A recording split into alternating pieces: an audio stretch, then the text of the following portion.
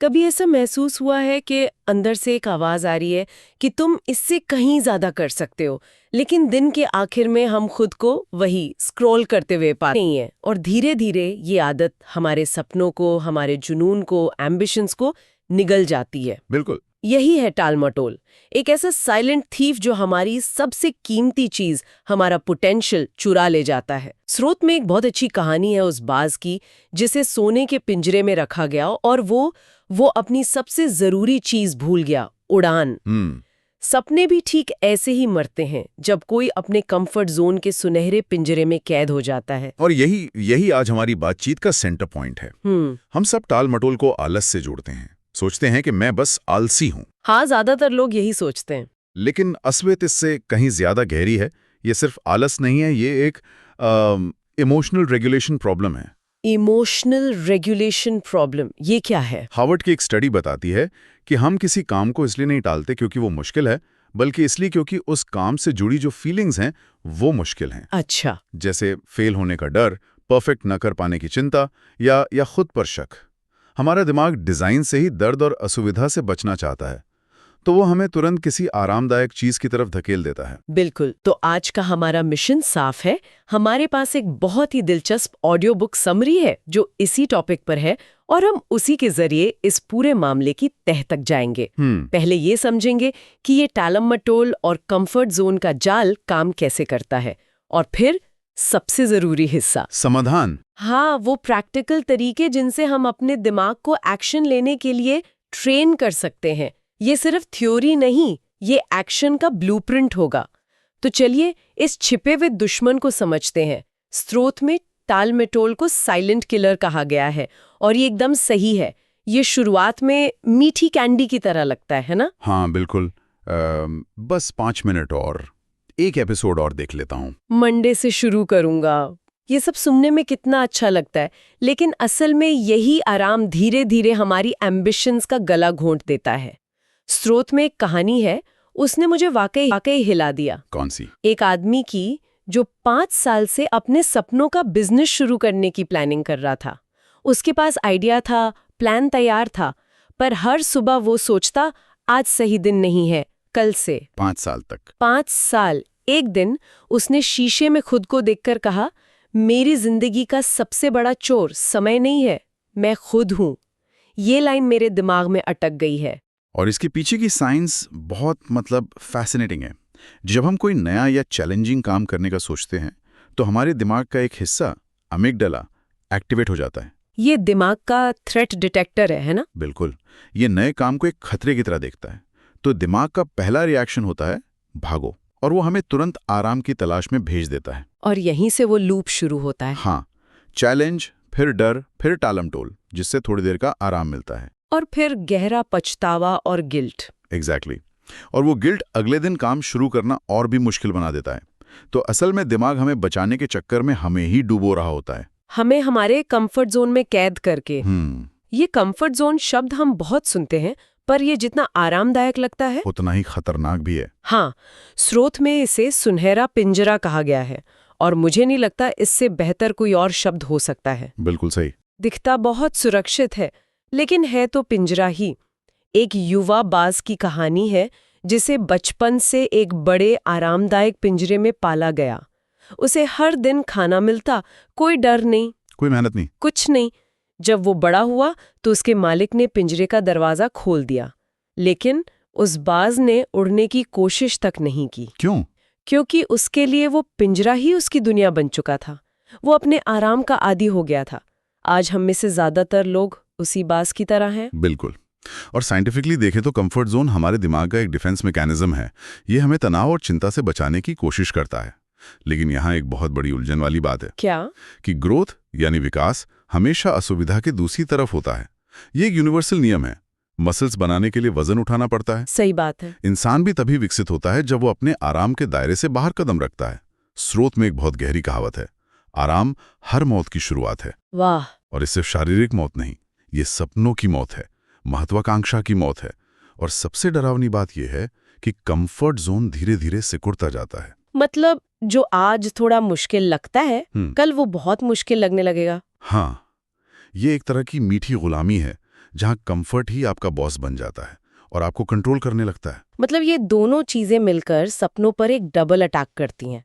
टाल मटोल हमें एक्शन लेने से रोकता है और कंफर्ट जोन हमारी एक्शन लेने की इच्छा को ही मार देता है। स्रोत में एक बहुत परेशान करने वाली बात कही गई है कि टाल मटोल आपको मरने नहीं देती, लेकिन आपको ठीक से जीने भी नहीं देती। हाँ, अब बस बीच में कहीं अटके रहते हैं। एक प्रतिभाशाली संगीतकार की कहानी है जो 10 साल तक रोज सोचता था कि वो अपना एल्बम बनाएगा। 10 साल? 10 साल हर दिन सोचता, आज मूड नहीं है, कल से प्रैक्टिस करूंगा। वो कल कभी नहीं आया। एक दिन उसने अपने पुराने गिटार को कोने में पड़े हुए देखा, धूल जमी हुई थी और उसके आंखों में आंसू आ गए। उसे एहसास हुआ कि वो अब सिर्फ एक गिटार नहीं था, वो उसके अधूरे सपनों की लाश जैसा था। ये बहुत पावरफुल है। है ना? टाल मटोल बिना कोई आवाज किए चुपचाप हमारे सपनों का गला घोट देती है। और इसके सिर्फ मनोवैज्ञानिक ही नहीं, शारीरिक प्रभाव भी होते हैं। जब हम लगातार काम टालते हैं तो हमारे दिमाग में गिल्ट और स्ट्रेस की एक केमिकल रिएक्शन की चेन शुरू हो जाती है। कॉर्टिसोल यानी स्ट्रेस हार्मोन का लेवल बढ़ जाता है, जो सेहत के लिए बहुत बुरा है। बहुत बुरा। फिर इस गिल्ट से बचने के लिए हमारा दिमाग ढाल की तरह बहानों को इस्तेमाल करता है।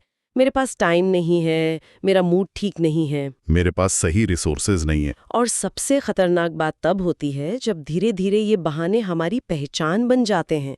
हम खुद को एक अक्षम, आलसी इंसान के रूप में देखने लगते हैं। हम मानने लगते हैं कि मैं तो हूं ही ऐसा। बिल्कुल। इसलिए ये समझना जरूरी है कि सपनों का सबसे बड़ा हत्यारा फेलियर नहीं है, बल्कि देरी है। क्योंकि देरी हमारे अंदर की उस आग को धीरे धीरे बुझा देती है। ठीक है, तो हमने प्रॉब्लम को तो अच्छे से समझ लिया है और ये काफी डरावना है। लेकिन अब बात करते हैं समाधान की। बिल्कुल, एक्शन की बात करते हैं। अच्छी बात यह है कि स्रोत हमें दिमाग को एक्शन के लिए रीप्रोग्राम करने का एक पूरा टूल किट देता है।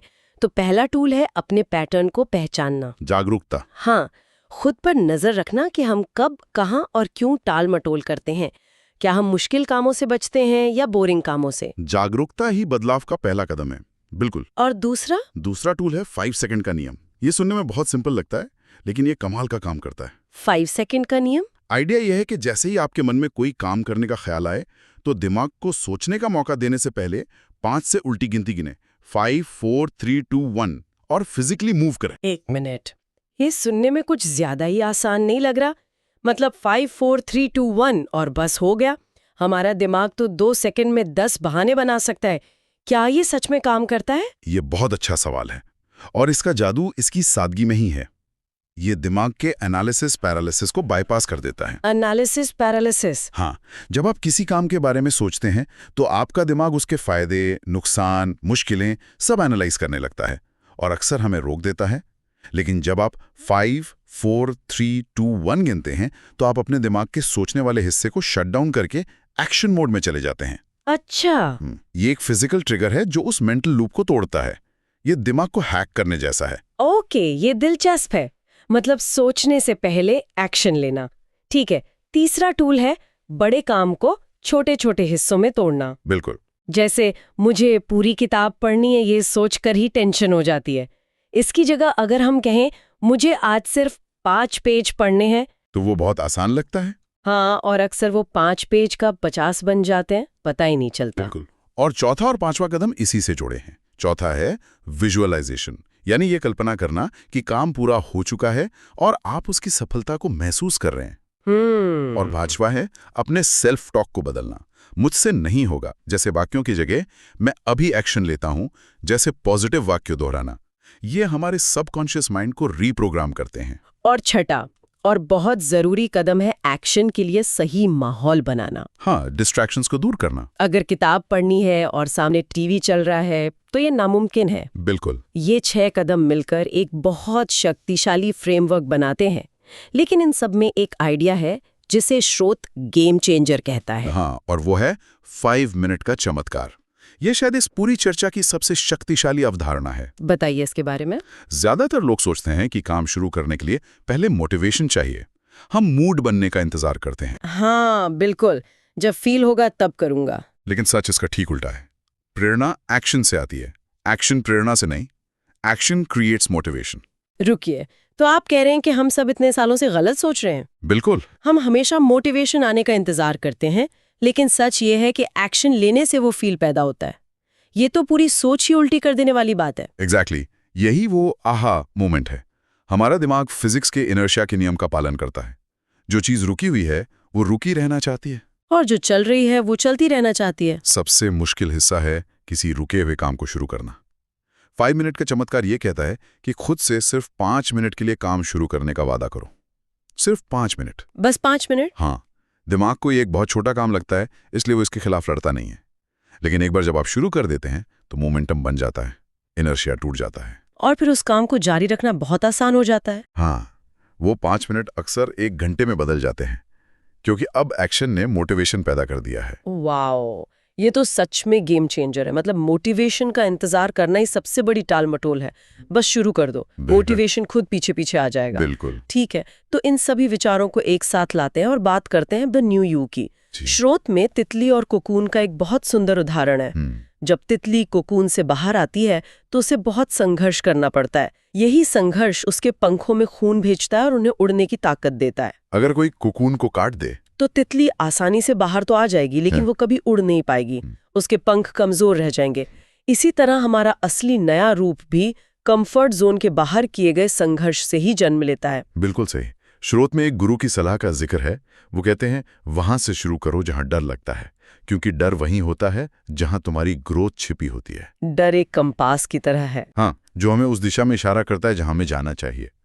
तो ये सब सिर्फ प्रोडक्टिविटी बढ़ाने के टिप्स नहीं है, ये एक पूरे ट्रांसफॉर्मेशन के बारे में है, उस खूबसूरत जेल से बाहर निकलने के बारे में है, और खुद के उस वर्जन से मिलने के बारे में है जिसे बनने के लिए हम पैदा हुए हैं। इसमें डर को एक दुश्मन की तरह नहीं, बल्कि एक शिक्षक की तरह देखना शामिल है। और हम पाते हैं कि हम उससे कहीं ज्यादा केपेबल हैं जितना हम खुद को समझते थे। तो जब हम इन सब बातों को एक साथ रखकर देखते हैं तो सार क्या है? पहली बात, टालमटोल सिर्फ आलस नहीं है, ये एक इमोशनल जाल है। दूसरी, कंफर्ट जोन एक सुनहरा पिंजरा है। तीसरी और सबसे बड़ी सीख, एक्शन मोटिवेशन पैदा करता है, इसका उल्टा नहीं। और चौथा, 5 मिनट का नियम एक जादुई चाबी हो सकता है। बिल्कुल। और अगर हम इसे और बड़े नजरिए से देखें तो अंतिम संदेश ये है, हमारी जिंदगी हर दिन हमारे द्वारा चुने गए छोटे छोटे विकल्पों का नतीजा है। हर कल करूंगा एक सपने की छोटी सी मौत है। बदलाव की शक्ति भविष्य में नहीं, बल्कि इसी पल में है। ये आज के दिन को जीतने के बारे में है, क्योंकि स्रोत में कहा गया है, जिसने आज जीत लिया उसका कल कोई नहीं छीन सकता। ये सच में एक शक्तिशाली विचार है। तो श्रोताओं के लिए एक अंतिम सवाल छोड़ते हैं। स्रोत में उस गुरु की सलाह का जिक्र है कि वहां से शुरू करो जहां डर लगता है। तो हमारा आज का सवाल यही है, अगर डर ही हमारी ग्रोथ का रास्ता है, तो आज ऐसा कौन सा एक छोटा सा डर है जिसका सामना करके अपने उस नए बेहतर वर्जन की ओर पहला कदम बढ़ाया जा सकता है?